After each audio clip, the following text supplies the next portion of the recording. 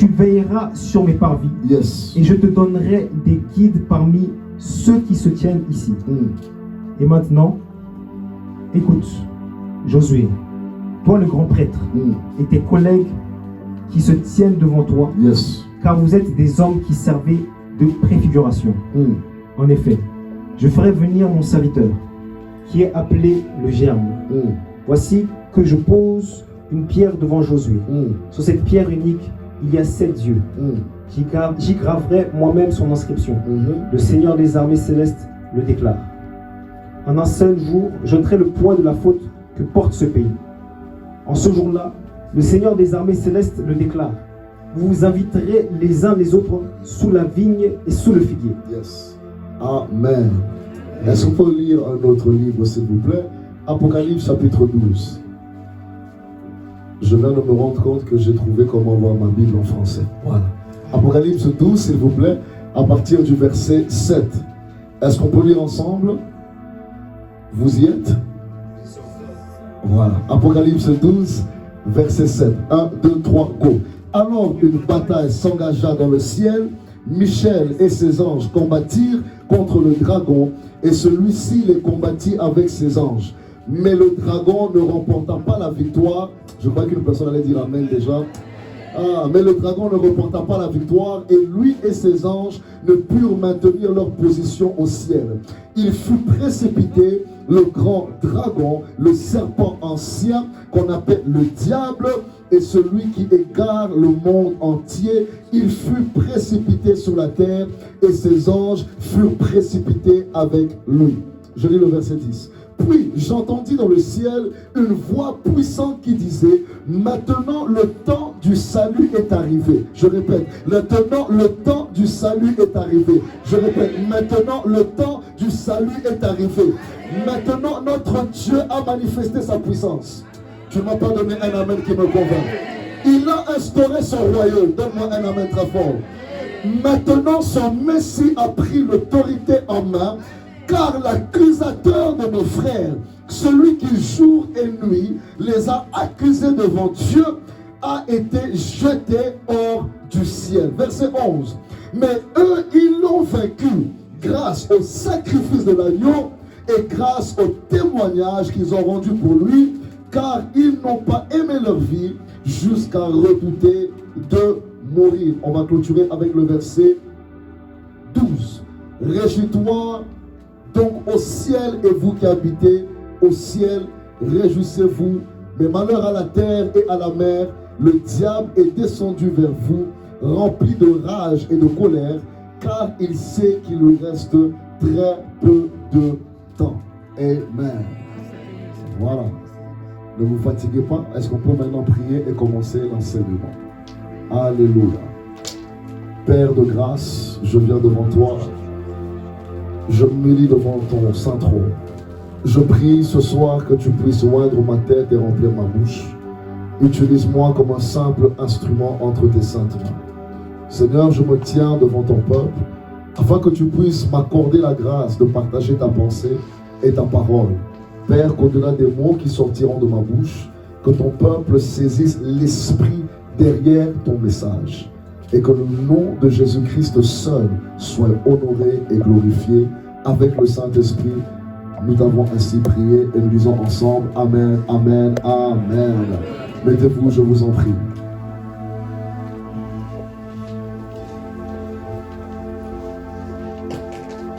Ce soir, j'aimerais vous partager un message très important pendant quelques minutes. Ensuite, j'aimerais prier également avec vous. Amen. Le thème de mon message, pour ceux qui ont pu lire sur l'affiche, c'est vaincre la puissance ou vaincre les voies d'accusation satanique. Alléluia. Vaincre les voies d'accusation satanique. J'aimerais d'entrée de jeu vous partager une pensée très importante que nous ne devons pas négliger en tant qu'enfants de Dieu. Frère, il est une bonne chose d'apprendre beaucoup sur Dieu. Nous avons des cours théologiques, nous avons des écoles, nous avons des églises qui nous parlent de Dieu, et cela est très très important. Frère, que les cours théologiques nous parlent de Dieu, mais ne peuvent pas nous donner Dieu, parce que Dieu, c'est en rencontre dans l'esprit que nous le connaissons. Mais cependant, il est très important d'avoir une connaissance qui est attribuée à la personne de Dieu. Pierre même dira, à votre foi, ajoutez la connaissance. Alléluia. Donc nous avons beaucoup de grâce d'avoir beaucoup d'églises, des peuples, des chrétiens qui savent beaucoup sur Dieu. Si on leur pose la question aujourd'hui, qu'est-ce que vous connaissez sur Dieu? Jésus est Seigneur, il est le Messie, il est l'agneau de Dieu, il est le lion de la tribu de Juda, il est le créateur des cieux et de la terre. Rien n'a été fait sans lui, par lui et pour lui. Au commencement était la parole était avec Dieu, la parole était avec Dieu. Et voilà, donc nous avons des connaissances très fortes sur la personne de Dieu. Il est vrai également que pas seulement sur Dieu, nous avons également la connaissance de l'homme. Nous savons comment est-ce que les hommes sont, comment est-ce qu'ils réfléchissent. Hier, on était avec le pasteur Vidini et j'ai aimé parce que pendant qu'il nous parlait, il nous expliquait comment est-ce qu'il faut attirer le français dans l'église. Parce que le français réfléchit différemment. On a même des cours évangéliques en fonction des personnes que nous connaissons et des personnes vers lesquelles Dieu nous envoie. Est-ce qu'une personne me donne un amen? Toutes ces choses sont très très importantes, très très intellectuelles et très très fascinantes. Mais il est une chose importante que l'apôtre Paul avait également mentionné qu'aujourd'hui, je refuserais que nous puissions négliger. Et cette chose est, l'apôtre Paul a dit que nous ne soyons pas ignorants des œuvres et des devises du diable, en moins qu'il puisse prendre autorité sur nous. Il est possible de beaucoup connaître sur Dieu, de beaucoup connaître sur l'homme et ne tellement pas connaître sur le diable que malgré que vous connaissez sur Dieu, malgré que vous connaissez sur l'homme, le diable a quand même de l'emprise sur nos vies. Il est possible d'avoir tellement de connaissances, frère. Je suis de ceux qui savent que le diable n'est pas fort parce qu'il a été vaincu, mais le diable n'est pas stupide. Alléluia. Et il est possible d'être homme de Dieu, serviteur de Dieu, femme de Dieu, même étant prédicateur, mais de ne pas avoir la connaissance qui vous permet d'avoir la force et la puissance de vaincre l'ennemi. Car la Bible déclare que le diable est devenu Dieu de cette terre. Mais en croyant que Jésus-Christ est mort à la croix et par l'œuvre du sang de l'agneau, nous croyons que Dieu nous accorde en cela la victoire sur les puissances ténébreuses, la victoire sur le diable. Et même en sortant d'aujourd'hui de cette salle, je crois prophétiquement que Dieu t'accorde une victoire que tu n'avais pas auparavant. Je crois en cela au nom de Jésus. Donne-moi un amen très fort. Car il est important qu'aujourd'hui, nous ne soyons pas ignorants également des œuvres du diable. Plusieurs églises, et croyez-moi, je prêche partout dans le monde, plusieurs églises ne sont pas emprisonnées parce qu'ils ne connaissent pas Dieu. Mais elles sont emprisonnées parce qu'elles n'ont pas de connaissance de comment est-ce que le diable agit. Et croyez-moi, frères et sœurs, le diable n'est pas simplement diable. La Bible ne parle pas de lui simplement comme diable ou Lucifer. Le diable a plusieurs noms. Et tous les noms du diable ont des fonctions différentes de l'onction qu'il avait reçue. Le premier nom du diable qu'on voit dans la parole, on voit qu'on appelle le diable, Satan, qui est le père du mensonge. N'est-ce pas?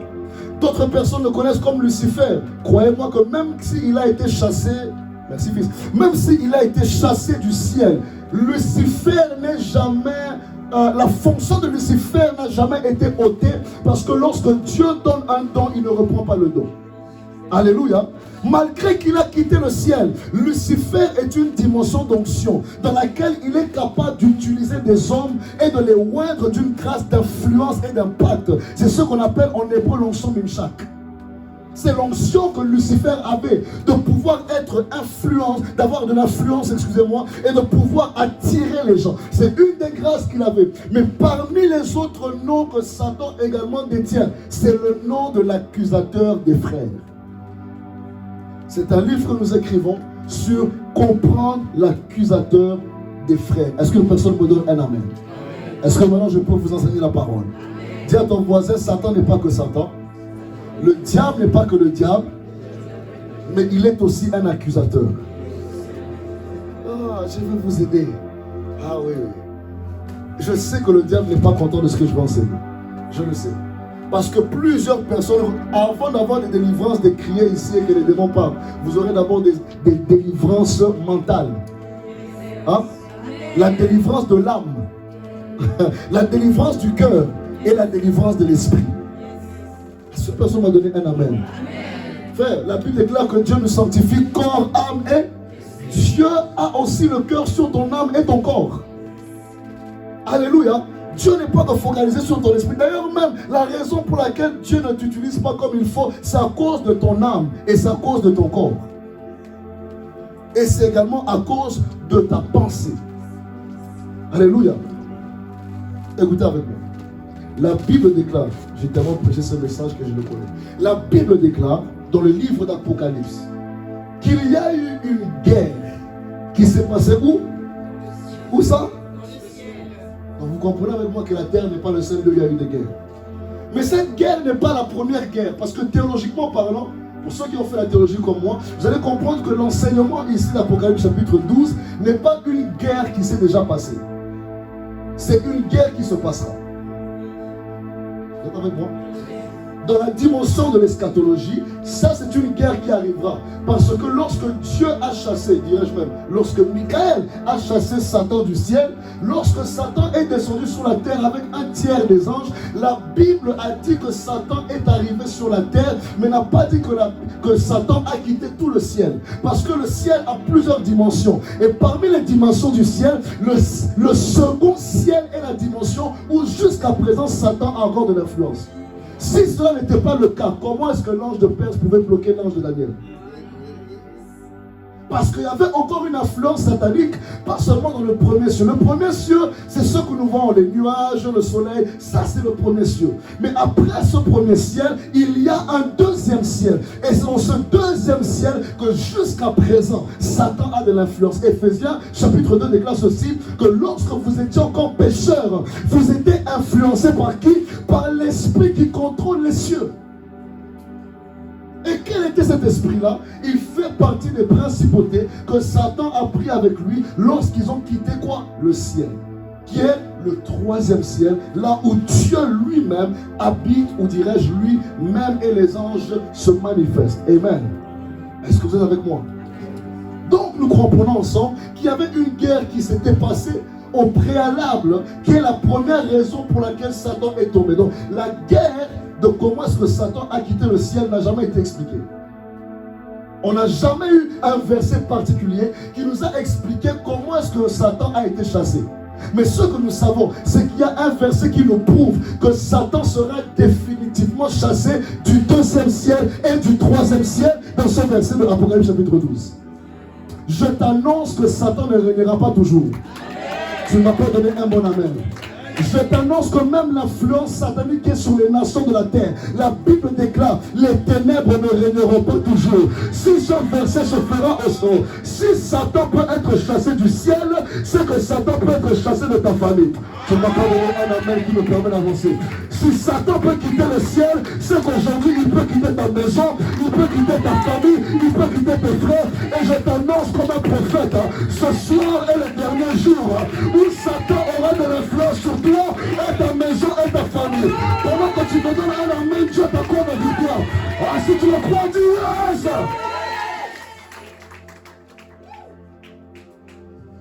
Il peut être chassé. Mais bon, ça c'était juste l'introduction. Je vous explique pendant le message. Donc, Satan, alléluia, ça c'est une guerre futuristique, n'est-ce pas? Mais elle image, ou elle donne image de ce qui s'est passé lorsqu'il a été chassé du troisième ciel. Est-ce que jusqu'à présent vous êtes avec moi? Si vous êtes là, donnez-moi un amen. Donc il y a fait une guerre qui n'a pas été expliquée, mais il y a une autre guerre qui est expliquée. C'est ça, non? Voilà. Suivez-moi. Parmi les raisons pour lesquelles Satan a été chassé du troisième ciel, et parmi les raisons pour lesquelles Satan sera chassé du deuxième ciel, ce n'est pas parce qu'il était Lucifer et il s'est rébellé, mais c'est parce qu'il a été manifesté comme un accusateur. Dites-moi, prophète, avance. Dans la dimension d'accusation, Satan, je vous pose la question parce que nous sommes tous ici et nous aimons Jésus et nous voulons comprendre la Bible. Je vous pose la question, quelle peut réellement être la raison pour laquelle des anges peuvent suivre une créature et abandonner le Créateur? Quelle peut être la raison pour laquelle des anges, la Bible déclare que Satan a influencé un tiers. On ne connaît pas combien d'anges est-ce que Dieu a. Mais ce qu'on sait, c'est que lorsque Enoch a vu l'enlèvement et le retour de Christ, après le millénium, lorsque Enoch a vu la deuxième venue de Christ, parce que l'enlèvement n'est pas la deuxième venue de Christ, l'enlèvement est un événement entre la première et la deuxième venue. N'est-ce pas? Donc lorsque Enoch a vu l'enlèvement, la deuxième venue, la guerre d'Armageddon, et il voit Jésus venir sur la terre avec le corps du Christ, parce que lorsque nous serons enlevés, moi particulièrement, j'espère que nous tous ici, lorsque nous serons enlevés, nous reviendrons avec Christ sur la terre. Alléluia.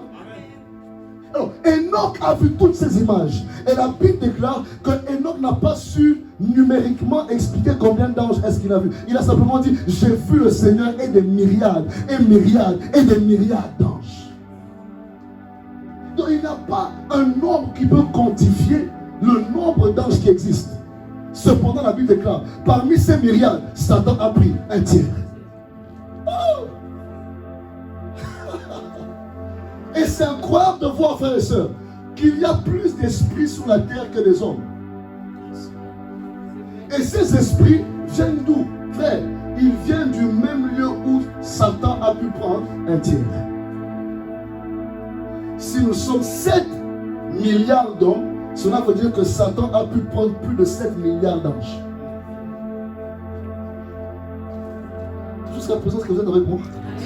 Alors il faut qu'on se pose la question, quelle a été la raison? Quelle a été la chose que Satan a utilisée pour attirer des personnes qui étaient consacrées, fidèles à Dieu, fidèles au Créateur, mais une créature a tellement d'intelligence qu'elle est capable de changer la trajectoire de la destinée d'un esprit.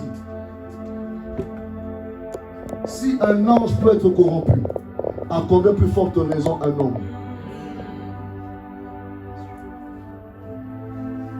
Je vous explique. Ce qui a causé, n'est-ce pas, le départ de Lucifer, c'est sa fonction d'accusateur. Lucifer, dans Ézéchiel chapitre 28 et dans Ésaïe chapitre 14, la Bible nous explique quelles sont les paroles que Lucifer a utilisées afin de pouvoir être chassé. La Bible déclare que Lucifer s'est dit en lui-même, je serai égal au Dieu très haut. Or, le nom Dieu très haut, c'est El Elyon. Lucifer s'image et se dit, je serai comme lui parce que ce qu'il fait, je peux mieux le faire. Satan ou Lucifer a commencé à se comparer à Dieu et la Bible nous explique que dans sa fonction de comparaison, il a dû accuser Dieu chez les anges afin que les anges se rendent compte que oui, effectivement, tu peux mieux faire que lui.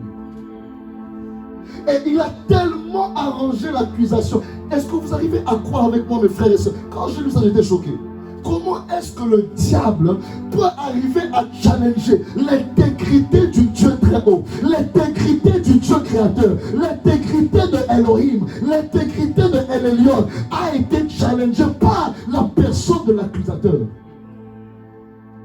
Il accuse Dieu auprès des anges et les anges acceptent l'accusation que Dieu est sur le diable. Je vous pose la question.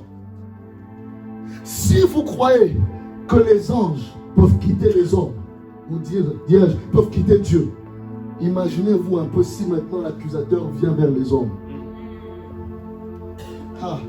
Parce que le devoir de l'accusateur, c'est de faire en sorte que malgré ton intégrité, malgré ton onction, malgré ta grâce, il arrivera à t'accuser auprès des frères, afin que ceux qui sont avec toi te quittent. J'arrive, ne sommes qu'au début. La dimension de l'accusateur, c'est que l'accusateur a la capacité de convaincre. Et ce qui est pire, c'est que l'accusateur ne convainc pas toujours avec une histoire. Il peut même convaincre les gens avec une évidence. Une preuve que oui, je l'ai vu faire ça, c'est la raison pour laquelle vous devez le laisser. L'accusateur des frères, c'est la raison pour laquelle jusqu'aujourd'hui, même des gens que toi tu ne connais pas ont des histoires sur ta vie que toi tu ne maîtrises pas. L'accusateur des frères est la raison pour laquelle même dans l'église, certains pasteurs ont perdu des membres, certains pasteurs ont perdu des fidèles, pas parce qu'ils ont péché, mais parce que l'accusateur a usé de la sagesse qu'il avait lorsqu'il a commencé à accuser Dieu, au point que même les anges ont quitté Dieu. Il est possible, frère, que même dans la dimension ecclésiastique, l'Église, avant d'être épouse de Christ, est devenue épouse d'accusation. Quel est l'esprit qui attire les personnes à créer des postes lorsqu'un homme de Dieu tombe? Quel est l'esprit qui pose les gens à commencer à appeler ses frères, ses sœurs lorsqu'on entend une histoire? Quel est cet esprit dans l'église qui emmène les gens à s'accuser? Frère, ne soyez pas naïfs. L'accusateur est où jusqu'aujourd'hui? Et aujourd'hui, ce n'est pas lui qui vient nous accuser, mais il a déjà oué des personnes dans l'église qui sont des fils de l'accusateur. L'accusateur est capable de vous faire entrer dans une église, vous commencez à être fidèle, et puis après 5 mois, il commence à vous dire, mais jusqu'à maintenant votre pasteur est célibataire. Vous croyez vraiment qu'il vit dans la sanctification? Il ne prie pas pour vous, il ne vous appelle pas souvent. Vous croyez vraiment qu'il vous aime? Vous restez des membres, mais vous tombez dans la voie de qui? De l'accusateur. Et avant que vous vous rendiez compte, Dieu est capable, le diable, excusez-moi, est capable de vous faire sortir de votre destinée, de vous faire sortir de là où Dieu vous avait placé, parce que vous êtes tombé dans la voie de l'accusateur. Je prie au nom de Jésus que l'esprit d'accusation et l'esprit de l'accusateur ne viennent pas près de vos demeures. Certaines familles, certains couples, certains ministères ont été détruits, pas à cause du péché, mais à cause de l'accusation. Et l'esprit de l'accusation ou de l'accusateur est tellement puissant qu'il peut même vous empêcher de continuer à servir Dieu. Parce que lorsque le diable vous accuse, il ne vous accuse pas toujours sans preuve. Parfois, il vous accuse avec les évidences de ce que vous avez commis.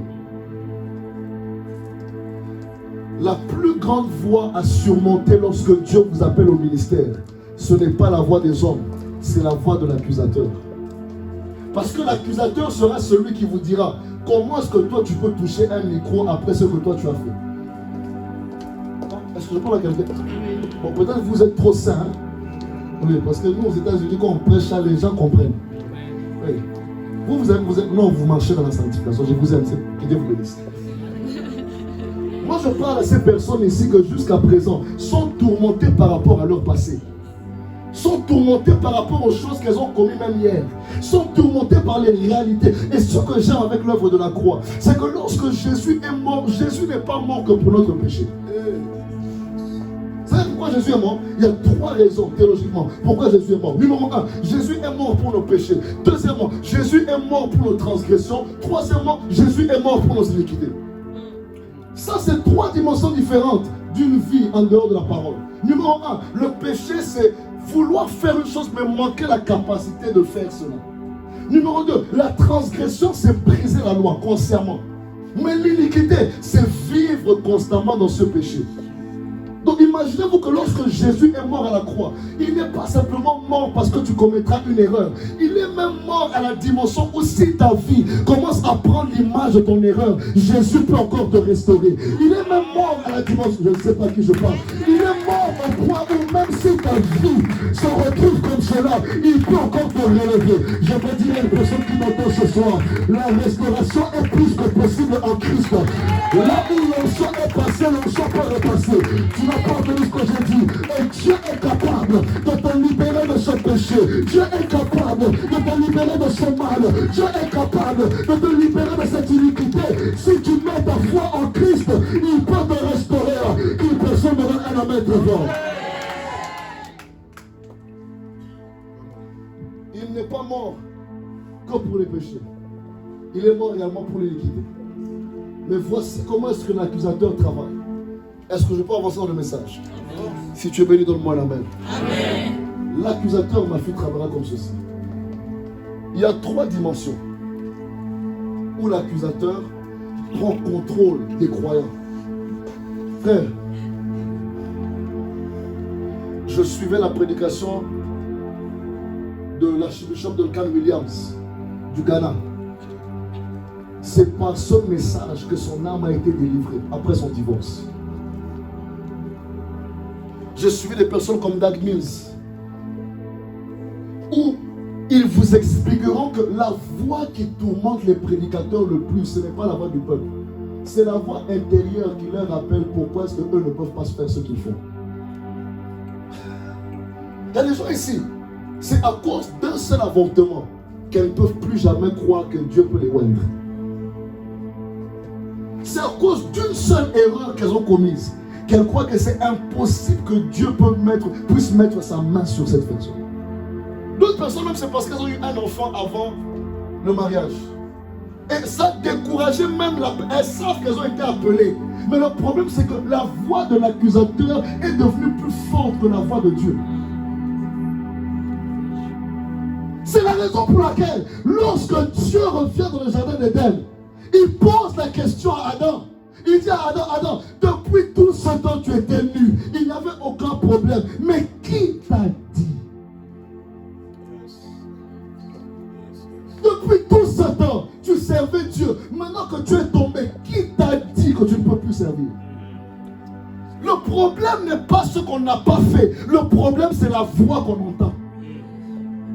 Il pose la question à Adam pour dire, ce qui t'empêche d'avancer avec Dieu, ce n'est pas que tu n'es pas appelé, mais c'est les voix que tu entends. Les voix que tu entends dans ton esprit peuvent te ralentir plus fortement qu'un péché.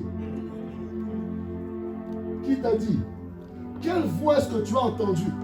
Quel est le message qui t'a dit que toi, à ton niveau, ou à cause de ton passé, ou à cause de tes erreurs, Dieu ne peut pas te relever? Qui est cette personne qui est plus grande que le choix de Dieu?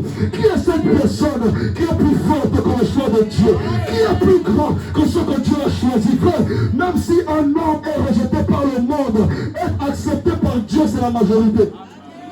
Ah, ton amen ne me plaît pas encore. Emmenez-moi les personnes les plus terribles, graves. Je vous montrerai pourquoi est-ce que la grâce peut également passer sur eux.